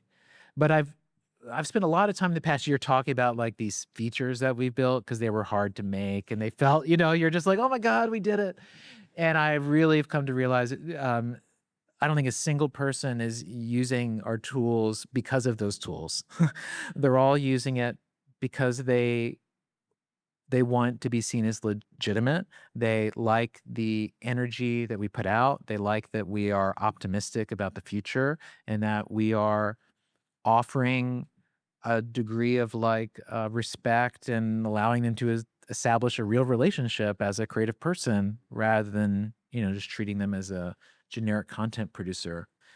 And so, so it's a quixotic project that has taken its time to find itself. And I think it's becoming clearer. And I think this is a project that's on its path to becoming core internet architecture, just like Arena, Craigslist, Bandcamp, just one of those things that does a set of tasks extremely well, is very simple, doesn't try to do too much, proves to be useful.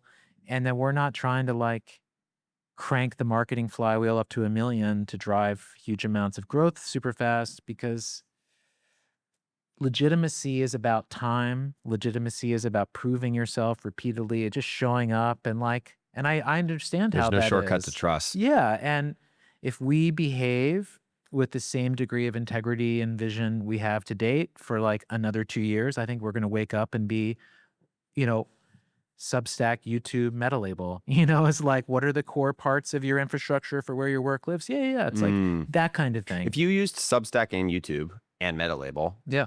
what part of your work or what part of your commerce is happening there and why? Or Patreon maybe is a closer example than Substack. I mean, Metalabel is where your drops are happening. So you're posting your YouTube and those are your free content things, but maybe sometimes there's a deeper one or you want to have something for sale through it. You could link to the YouTube store in that future world or something like that.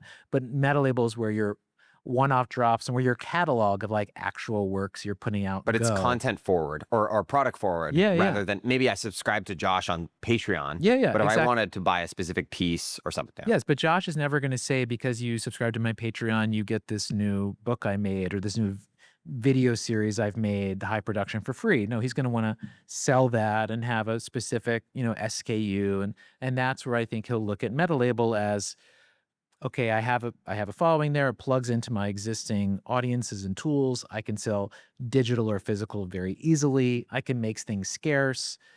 There's like 20,000 people who actively buy things there. Like, I would hope that it becomes like, yeah, that's where I do that. Yep. We're talking about new forms. Are there specific forms that you found are particularly emerging as like with Kickstarter, classic, like tabletop games became like this crazy thing. What are the forms, both digital or physical, that are starting to emerge? Yeah, the two I can see so far, and I don't think it will be all, but number one is like the majority of collects on Metalabel to date have been for digital things and a lot of zip files. Yeah, yeah. And a zip is All like, of all of your pieces, by the way, that we've been talking about are all available. Yeah. And it's really cool. You don't just get the blog post, you get your research and you get your like little intro video. Yeah. yeah. I just try to make like, how would I properly express this? You know, like if I really tried to, if I'm like, what is at stake for me in this? How would I share that? Rather than doing so via the Instagram lens. Yes. Which And I Instagram just- is like, I'm going to give you the smallest amount of it possible Yeah. so that you don't scroll. Well, and I'll still post something on IG and I'll still, you know, But that's you a billboard. This is the thing. Yeah. Just like, how do I, if I really sit down and ask myself, what is it about for me? Then I try to express that. And you end up with a handmade digital thing. And I've beautiful sold these metaphor. zips for $5. $5 or pay what you want. My post individual zip, I think I'm at 800 or something that I've sold at this point, which makes it the most money I've ever been paid for a piece of content. Like, you know, a couple $1,000s for a zip file. So It's like, funny. We don't really pay for content. We No. we either pay with our eyeballs via ads, or we pay subscriptions to creators.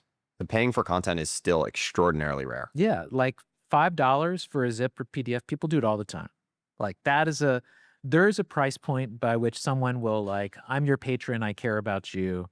I'm down to have a real thing by you. And that's still with us making like, there's not a good reading experience or any of that yet. Like that stuff will come. Yeah. So like that I think is interesting. The other one that has been around forever and is like part of labels and punk forever, but I think we are, and especially things happening soon with us, we're going to make a whole other level, are zines. Self-expression, like how do you legitimacy max? You put something in print.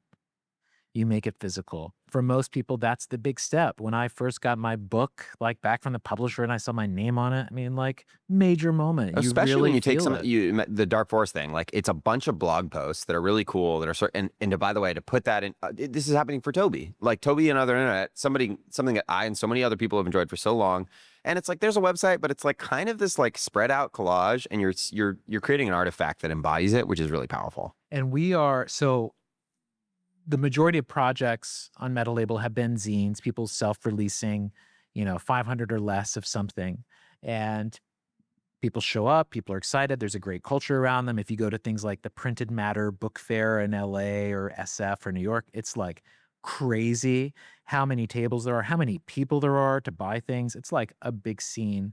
And we've made, I think, more zines happen than ever. Digital zines are a real thing, but we're going to have a product update coming. Do you help produce the zines? No, in some cases, I mean, we have a list. Nadia's book, presumably you're helping produce. And Yeah, publish there's them. ones where I'm like personally the publisher. We have, I mean, I've made a lot of these in the past year. So we have a list of printers that we like, et cetera. But we're going to have a product coming in June. We'll see when this goes up, but in June, where you'll be able to take a link, a Substack, or a link to anything, and within 5 minutes sell a print-on-demand zine that contains as many things as you want. Actually, it could be 30 things you've written, and in less than 5 minutes, you can be selling a print-on-demand, professional, beautiful zine through Metalabel, legitimizing yourself like that. And like that, because that's an important step for people to look at themselves differently and to feel like I've done something. And reflect on this waterfall of, the ephemerality. So imagine soon you're starting to get a Substack, and at the top it says like, you know, get the zine. And like $5, you know. Commemorate this. Yeah, you like this post, you know, you like my work, here you go. Like, that's cool. So that to me, is very much about legitimacy, ways of standing out. You know, and of course, the way culture works is eventually so many people will make these, they will lose their power, and then, you know, and then it moves to somewhere else. But if you look through, again, just following the early labels thing, what do? You self-publish, you self-legitimize by being alongside other people. And that that is honestly often enough to just get the flywheel going and to bring other people in, and suddenly you have a culture. Being at Toby's thing last night, watching people talk about the history of the internet, and of course, like Toby's leading it, but hearing people mention the word lore, not not biggie of him. Several people having lengthy things about dark forests, and just talking about them as like a part of our understanding. And yeah, there's just like a shared space that we're navigating, and I feel like the world is evolving to meet us, and we are evolving to meet it. There's something hanging over all of this too that I think is important that maybe came up in one of your conversations with Josh for this new podcast, the New Creative Era, which is like quality of reach. And this notion that, like, to go back to all the other stuff we were talking about in creators, is like, you can play one game, and there's a metaphor I love, like this guy CT Nguyen, he writes about games and a whole bunch of other things, and how what we measure defines our values. And he gives the analogy of like a tweet versus a classroom. And the teacher who says something to a room of 30 students and 29 don't care, and one of their eyes lights up, and that's high fidelity to them. Meanwhile, you post a tweet and it gets 30 likes, and you don't know if that means 30 people loved it or 30 people like incrementally kind of was like, nah. And I think this obviously gets into the dark forest stuff too, so much of what we talked about, but it seems in many ways that Metalabel, and not unlike platforms like Substack, but maybe to an extreme degree, Metalabel is a product that is ultimately about quality of reach rather than maximization of reach. The bottom of the funnel of this, like, do I actually want to deliver something for the people who really truly care about what I have to make? Yeah, a fully opt-in environment, And yeah, I mean, do I think all activity moves there? No. Do I think that is a necessary and important part of the stack? Yes. Do I think that part of the stack could be powerful and open up new possibilities and actually treat creative people as like businesses By the way, and this is a not lot just of a the ethos revenue behind the crypto source? stuff too. Yeah, I yeah. just think, unfortunately, that layer of speculation doesn't necessarily fit super well with the like super hardcore fans as much as we want. Yeah. The last form that you've been working on is a new legal structure. I want to talk about that, but maybe in the broader context of creativity and commerce overlapping. Maybe for what it's worth, based on your earlier definition, creativity and commerce overlapping is intrinsic, but broadly artistic type work and commerce. You have this line, it's possible to make a killing, but hard to make a living, I think comes from Broadway, which is amazing. It really feels like it describes most people's experience of making things on the internet. You also say the great benefit of capitalism is collective wealth creation. You don't just make money from your own labor. And this being this really powerful idea that has certainly been internalized by startups and companies, that hasn't been internalized by artists or creatives. Yeah, what is the overlap between these two things? You've said creative people will be the wealthiest and most powerful group of people by the end of the century, which is an extremely bold claim. And then most importantly, how is this new form, this new legal structure that you're working on going to help enable this path? We love bold claims. I believe it. Yeah, I had a moment.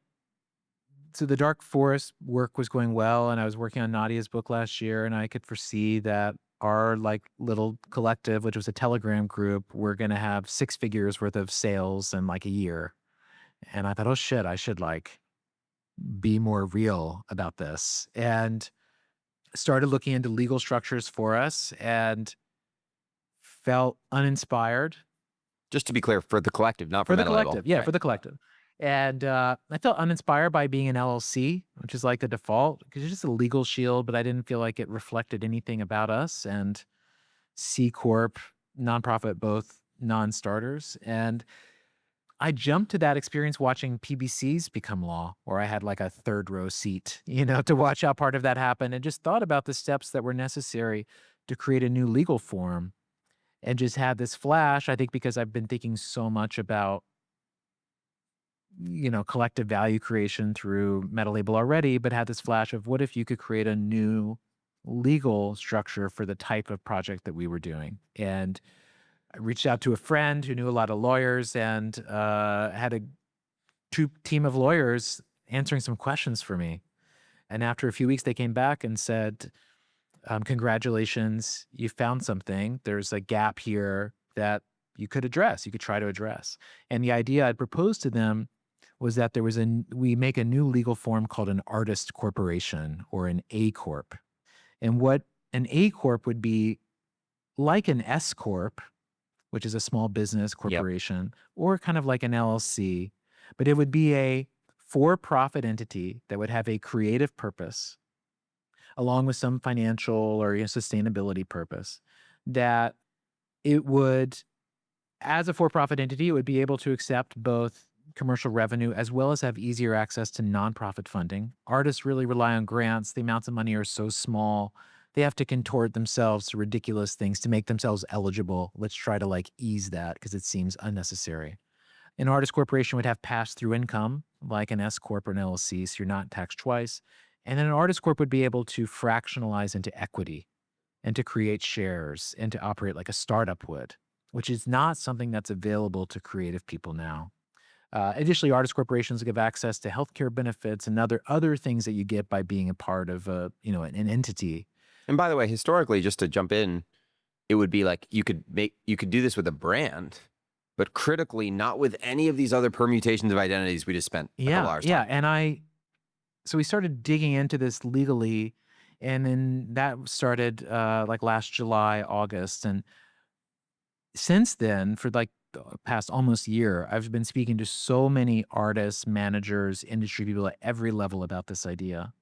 And I have never had doors open up or people be as welcoming as I've experienced with this, because what has been revealed is that our existing financial system does not know how to value creative output or the work of artists in all kinds of ways. So for example, you see big companies like Hypnosis or now like Blackstone buying like Bruce Springsteen's catalog for $600 million, right? And so they're treating songwriting as a capital asset that they're acquiring to generate an incredibly durable one. Incredibly durable one. But yet, like artists themselves, the money they make is looked at as just straight income. It's not equity. It is not a form of capital at all. It is just an income stream, but yet a financial entity is able to turn it into like an asset in a way that an artist or a creator themselves cannot. And that means by virtue of working at Facebook, you become rich from a bunch of shit that you didn't do and a bunch of code you didn't write. There isn't that same possibility in the creative fields. Maybe in the 90s, it's like you worked on Friends or something. You get residuals for forever is the equivalent of that. But there just isn't that same level of access. And I believe that a lot of that, it's a mix of things. Number one, it's how recent art and creativity are. So that these are still nascent spaces that aren't that sophisticated in some ways. And the number of people who've been making a living in these professions is quite small because it's been gate-kept and like there's only so many movies that a studio puts out a year. All of those things are so different now. And in that we are just reached a different sort of environment where, the idea that artists would be paternally cared for by some institution and that there'd be a bunch of amateurs we don't need to give a shit about and whatever, like that whole world is dying and is not real anymore. And yeah, institutions ironically held enough space to sort of not require something like this for a while, whether it be in academia, whether it be in Hollywood, music. Yeah. And so So now we're in a place where, again, more people than ever are acting as creators. Some people are doing very well at it, but yet we all basically function as 1099 NPCs. We're not real players in the larger economic system. We're just like, we're rounding errors, but yet we are where culture is going. We are where the economy is going. We are like one of the certainly fastest the future growing, of small businesses. Yeah, one of the fastest growing business types is this. Yes. And so every other business type has its own corporate form. You have a C Corp for startups. You have an LLC for, law firm partners, whatever. Everything has its own form. And my belief is that art and creative practices and cultural production have reached a level of size, maturity, and have needs that are specific enough that creating a dedicated form and a new capital base and a whole new area of the economy is necessary. And our goal is, to do this, you have to pass laws. You have to pass laws at the state level.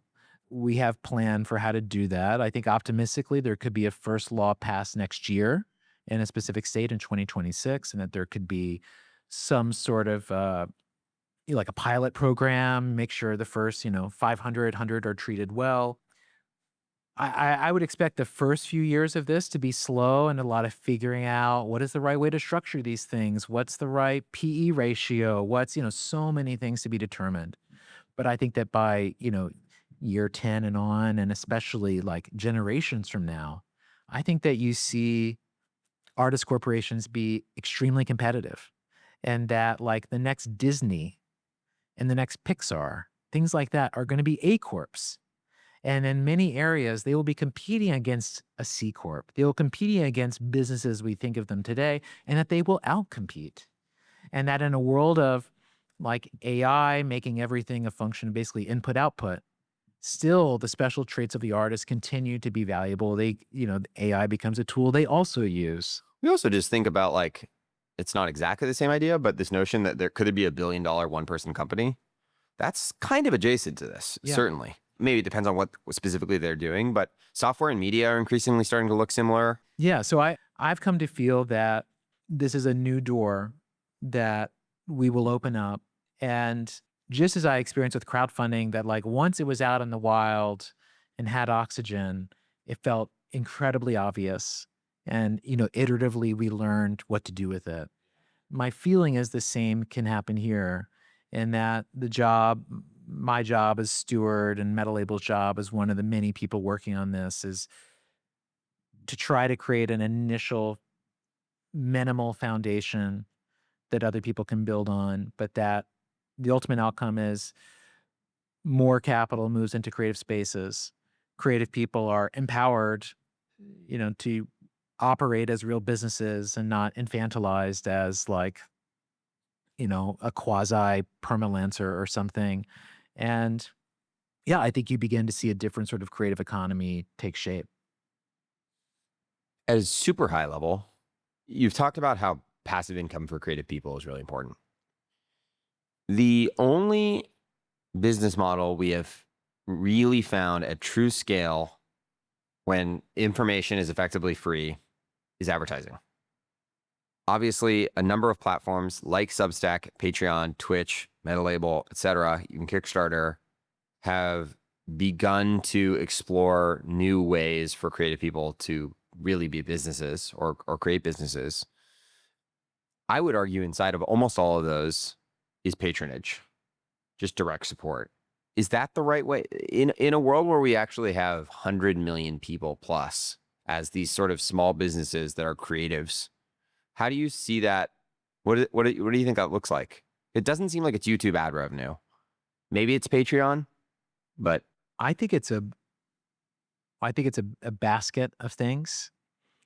I think some of it is for sure patronage, and probably the biggest spends will be paid. Both like the smallest and the biggest spends might be a form of patronage. which is just at its very simple core, like, hey, I like what you're doing. I'm Yeah. going to support you with I'm into a little you. bit. Yeah. I'm into you. And yeah, that love still the biggest driver. Yeah. After that, I think there's an interesting mix of things. Like if I play this out to like its full, mature capitalist place, what do I see? I think number one, I think A Corp equity is just like startup equity, and the notion of being a part owner of Throwing Fits or, Tim Ferriss or a Beggar's Banquet or of whatever is like, just like to be on the Uber cap table at a certain point really meant a lot, and status and meaning and a whole lot, and like access to wealth. I think you will see proximity and access and ownership to certain creative projects is similarly having a mix of status and wealth that come as a part of it. I think advertising has made up the gap in creative income for people at the top of the food chain, especially in music. Syncing and ads has replaced what was CDs, and in many cases, people will do better than the right artist. I think that only grows. I mean, you see it with like influencers and being paid to endorse products. I think all of that just keeps going. And right now, if you're a musician, a label will advance you money that is recouped against, and you get like 12% back and da da da. In the future, I think some of that is more like a your Series C round that values you at a higher amount, that gives you more equity, et cetera. But you still need money for marketing. You still need money for tour support. You still need all that. You're not going to want to give up equity for marketing dollars. But something like advertisers, like advertising money, could be a way that you start to fund things, or thinking of the ways that a company will want to participate in the Dua Lipa universe. Yep. And there's a lot of ways to think about that. And a lot of them would probably be distasteful to the Yancey of 15 years ago. But, I've taken the position, I really thought a lot about this year, of recently we've crossed over this end of this classical period of art and creativity. Classical being defined as, made through human / like certain predictable mechanical instruments. And now we're Intrinsically scarce. yes. And like that defines whatever till like 2022, or I don't know what the line will be. And now we're in a new period of like permanent modernity, where like our cultural memory is completely reset every 48 hours, and what creativity is and what it's all like a whole new thing. But at its best, the same force of God, the same human energy, the same truth will be channeled through it. I believe that force is more powerful than anything, more powerful than any model. Like, it sits at the top of every pyramid. It is way above the API line, and like that will continue to govern, I think. And we will keep trying to control it, but it's what we're all ultimately a part of. You recently wrote a piece about the long game. You've also talked about this idea of praxis, which is just like do something and then figure out what the arc is or what the narrative is in reverse, which is, I think, a really important reminder for some of us who over-narrativize or think about things. With that in mind, what do you think the underpinning motivation for you is, even if the trajectory of the arc isn't always clear? Yeah, I mean, I think I've never had a forward-looking narrative. I think I'm more constantly self-critical and self-doubtful / just like I have a hyper Puritan temperament, and I just like to really work hard. The harder it is, the more I'm going to throw myself into it. I don't know what sort of sickness I got, but it is nonstop for me. But I think I'm always pulled to try to understand my own feelings. I think is a lot of this sort of circular thing I go through. I think it's like why so much of the Sherry Turkle stuff really resonates with me. Is just writing the dark forest theory is a way of trying to understand my own behavior, and so I'm just trying to like express it and just look at it and see what I think.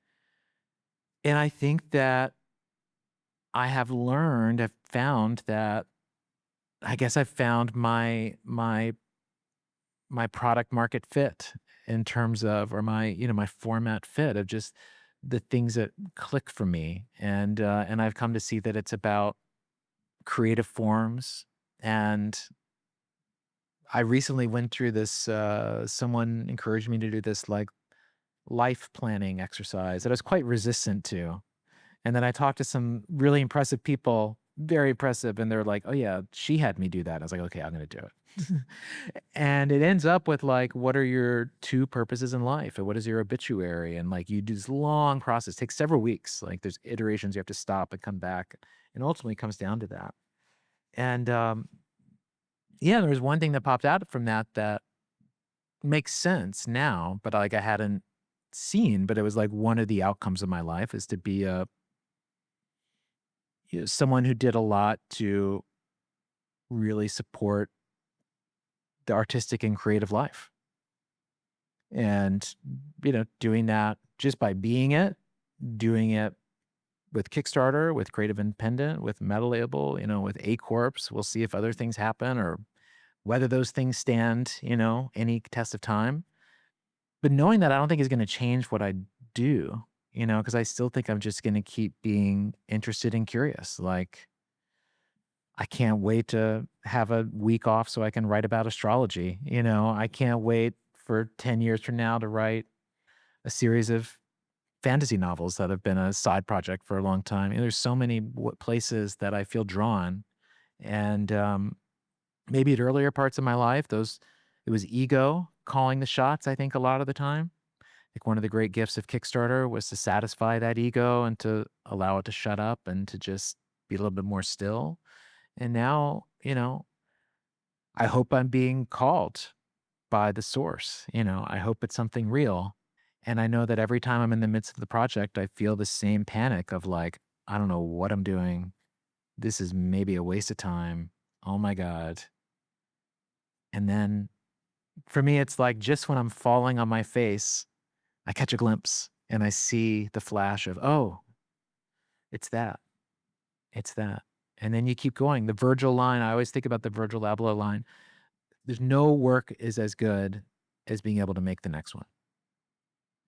On a related note, and as a final question, you've said that the last step of creating something is realizing that you are not it. I think that was in the context of Kickstarter, but obviously applies to so much of what we talked about. You've been a writer, a journalist, a founder, a CEO, a creator, a podcaster, many other things, a husband, a father. If maybe what you were just talking about is what you would want to be known for, who do you want to be known as? Yeah. I mean, yeah, it isn't you.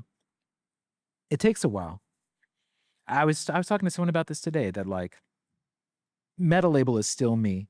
It's not only me. It's like the group of us. It's all of us. But like A Corpse is already not me. I can feel it. A Corpse is like a Rottweiler I found in an alley. That's like, hey, who does this belong to? And it's just gonna like unleash itself on the world. It's like, it is not mine. It is not mine. Metalabel still is. But there's a good friend of my family, and my wife is an 88, 89-year-old man, Paul Waters, and he talks about how he's happier than he's ever been in his life before every day because he just learned to like love himself and to appreciate himself and to not look externally for anything, but simply to love himself the way he would a friend. Imagine your friend who you just think the world of. Think of the way you look at them and their actions. Look at yourself that way. And that for him, the ability to do that is something he still learns every day. And it brings him infinite joy. And like he can just look inside and he'll spend a whole day just writing his memories. He's a brilliant man. It just brings him immense joy to just see them and to feel them. And so, I have a core friend group, and maybe 6 to 8 people who are like been best friends for life, all of life. I see them all at least once a year. They live all around the world. My best friends. And, they said to me before, like, in all your writing and stuff, you're so serious. You're always so serious. But like the experience of me as a person, I think is not that at all. I'm like, I could be deep, but I'm quite light and I joke around a lot. I grew up in a family where you give each other shit to like give love. And there's a lot of nuance to like how to be and express. And I'm so comfortable with that being something that is a part of my deepest friendships and is a part of who is my spirit, but like doesn't have to be flexed. It doesn't belong. Maybe I'm algorithmically optimizing by being like, don't try my corny whatever jokes, don't fucking mock people. Many selves. But I'm good with it. I'm good with it because I'm learning to love myself. And that's about my relationship to me. And the better that is, the better my relationship is with my wife and with my friends and with my partners. And the more I'm able to be honest. And that is the biggest journey and quest in life. And it's like infinite reward, like knowing, appreciating, understanding yourself, letting go of that tension we feel of like not knowing how to show up, not just be able to just be. Getting over that, it's